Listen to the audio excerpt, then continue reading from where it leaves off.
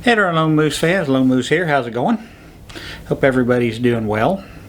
Just wanted to make a short video, and you know me, when I say short video, that's a relative term, but kind of let you guys know what's been going on and why I haven't posted any videos here lately and what to look forward to down the road, because it's been some hectic and some trying times here lately. You know, I had a whole lot going on. Moved Cameron and his family up to Colorado Springs, and so far they're doing really well. They love it up there, so I'm very happy for them for that. Situation in West Virginia. Well, as of today, and today is May 15th, Mama's still alive. How? We have absolutely no idea. A week and a half ago she was down to 63 pounds and hasn't been eating, so we don't know what's keeping her going. She has very severe Alzheimer's and some other health issues, and so it's kind of just a day by day wait and see. The inevitable is approaching. It's just nobody knows when. So that's something to deal with. Of course, I've been a geriatric nurse for years and years and years, and I know what's coming. I've seen it happen way too many times with patients over the years, and way too much to be comfortable with, but it does happen. So Mom's going to be passing here pretty soon. When she does, I am under strict directive from Dad: do not go back there. He wants to be alone. He wants to grieve alone. He doesn't want anyone around. So, okay, I can respect that. I basically did my grieving in January when we put Mom in the nursing home, because I knew where it was going to go and how it was going to end up. Like I said, I've seen it way too many times. It never gets any easier, especially, when it's your mother. But, it's all part of life. Life starts at some point. It ends at some point. So that's going on now. For as far as how Dad's holding up, I think he's getting a little more frail. Well, hell, he's 93 years old.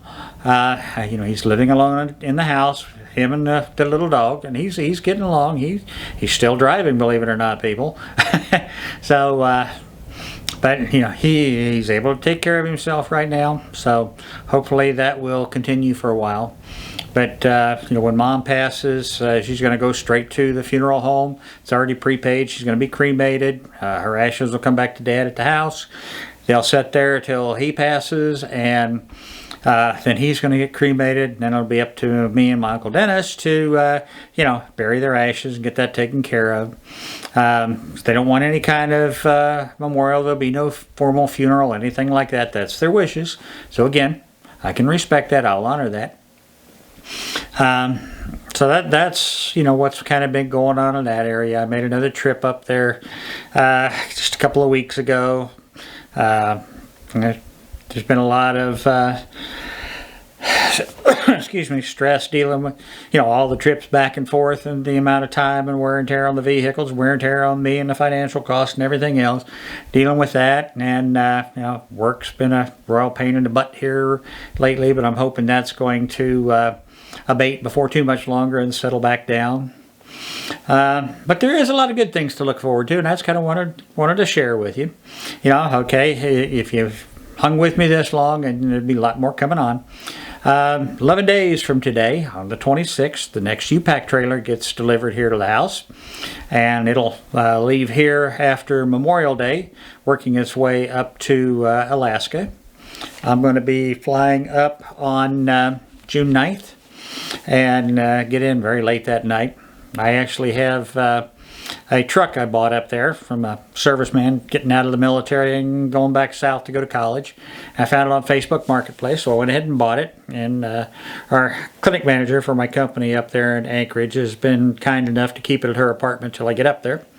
But it's a 2004 Ford Explorer Sport Track. Nice little truck, kind of sporty, but it'll do for the summer. But so that will be heading up. Now, I basically had to make some executive decisions on things. And what that amounts to is I'm going to be going up, like I said, the 9th of June. I'll be coming back to Texas around the end of September. And plan is I will winter over down here. And then next spring, depending on what's gone on with Dad and everything else, we'll make a decision on if I can make the permanent move then up there, or if I'm going to have to, again, just do a summer and then come back here. Because the bottom line is, when he passes, I'm the only one left to deal with the estate. So, you know, I'm fully prepared mentally to have to spend 3 to 4 months back in West Virginia dealing with all of this stuff. It is what it is. You know, my preference would be to be up in Alaska full time, you know, starting with this summer. But the reality of it and having all my dogs and stuff, it's just not practical to do that. So, you know, I know that may disappoint some people, and I'm sorry if that's the case, but, you know, I have to look at things beyond just myself. So I'll be planning on spending most of the summer up there, and maybe into the early fall. The major project I need to accomplish this year is going to be converting that shipping container. If you saw my videos from last fall, converting that shipping container into a small cabin. Oh, excuse me. You know, it will maybe some point become a guest house, or, you know, rent it out as an Airbnb or a Verbo, something like that, or I may expand onto it. That might become my permanent house. I don't know yet. It just depends on how things play out. But this summer it will be converted into a livable cabin. So, of course, the very first thing I have to do when I get up there is get all the crap that's in it out. You know, when we bought the property in the container, there was a whole bunch of stuff in there. Got a little bit of it out last year. I got to get everything out of there so I can start working on it. So the first week that I'm up there, I'm actually going to be hoteling it in Kenai, because I'll still be working full time Monday through Friday. So I have to have internet access and power. So I'm giving myself that 1 week in the afternoons after work to get down there, get it cleaned out, get stuff hauled to the dump or the trash point, and you know, get all of that squared away and get a small temporary solar system set up until my big system, because I bought a 3 kW system that'll be coming up in the trailer, till I can get that set up and organized. So I got about a week I'm allowing myself, you know, kind of build it in, get a man door in there so I can get in and out and secure it up, and you know, start camping out there while I'm working for my job and working on the property and the cabin. And it's going to be a big adventure.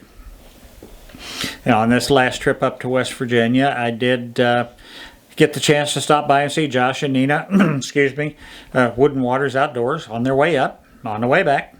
And they're still planning on coming up in August is what they're looking at right now. And Nina, probably about middle of August, Nina'd like to go to the you know, Kenai Peninsula Fair, which actually is about 4 or 5 miles south of where I live. And it's in the middle of August, so that'll be fun. And you know, she wants to meet some other Alaska YouTubers up there, so I know she'll get to meet Jim, Woolly Rhino Adventures, Sean from Sean in Alaska, for sure. Maybe some of the group that we hang out with when we go up to Rockies for, you know, eating up there. There's another guy, John, in Alaska. I kind of message with him once in a while. He's up in Willow. It'd be nice if I can, you know, maybe we'll go up there, you know, for a day or whatever, or he might be able to come down and visit with us sometime. And then, of course, there's Allie, alone in Alaska. You know, I've made several comments on her videos and things for her. Nice gal. We may be able to, you know, meet up and have Nina and then actually meet a gal who's living off-grid. Not off-grid because she's on the power grid, but out in the wilderness by herself, so to speak. Excuse me, good old Texas allergies. Texas is still trying to kill me with all this heat and humidity. Can't wait to get out of here. But so we're really looking forward to that. You know, if you haven't, and I'll put some links down below to some of the channels for the guys, and for Allie, I call her Allie Quick Draw McGraw because she's always wearing that Western pistol rig on her videos. In fact, we kind of have a jokingly quick draw contest on tap for some time this summer. But with Josh and Nina, we may do our, you know, the part 2 of the chili cook-off. If we do, Jim and Sean definitely will have said they'd participate with us, as long as we do it on a weekend, so Sean's free for that. And then, you know, during the course of the summer, Sean and I and Jim and I are going to be helping each other out as we, you know, build up our properties. Jim's been doing a lot of improvements to his. In fact, Jim's got a whole bunch of chicks now. Jim always was a chick magnet. So you need to check out Woolly Rhino Adventures and find out exactly what I'm talking about there. Sean wants me to teach him how to make brisket, smoke brisket and stuff like that. So we'll have a lot of good videos like that during the summer. I'll try and do at least one construction video a week during the summer as I'm working on the cabin, container, whatever you want to call it. And I'll just have some good fun. I also recently bought a new pistol, a Ruger Blackhawk 41 Magnum. And Craft Holsters is building me a new Western style rig for that. So pew pew, Allie. Watch out. So that will be, a couple of 2 or 3 videos of that when it comes in. And then I just recently found out that they're now carrying holsters for the Canik, or Canik, however you want to pronounce it. Pistols are made in Turkey. Great pistols, I love them. But I haven't been able to really find any good holsters for them. So I've mentioned it to Al, and I'm supposed to send him email tomorrow, let him know what it is I would like so I can do some more reviews for that. I know some of you guys who watch the channel regularly have watched and paid attention to some of the holster reviews, and in fact you've messaged me and told me you've ordered holsters from them. So and if you have, please make sure, or if you plan on doing any, make sure you use the the discount code LoneMoose10. That'll get you 10% off anything that Craft makes. Great bunch of people, excuse me, very high quality holsters. So there's going to be a lot coming up here, in the summer and such. I'm really looking forward to it. Hope you guys are too, so please stick with me. Like I said, it's been a very trying springtime with all of these issues I've been dealing with, but now things are getting to the point of settling down and the excitement's building up for the big trip up for the summer. So in the meantime, if you would please, if you haven't already, hit the like and subscribe. If you hit the notify bell, you'll be notified when I make new videos. And that's what keeps the channel going. You guys watch, subscribe, and I make more videos for you. It's a partnership. That's how this thing works. We both win that way. So this is Lone Moose out. I'll see y'all probably in a week to 2 weeks when I start making more videos and doing the traveling. In the meantime, everyone please stay safe.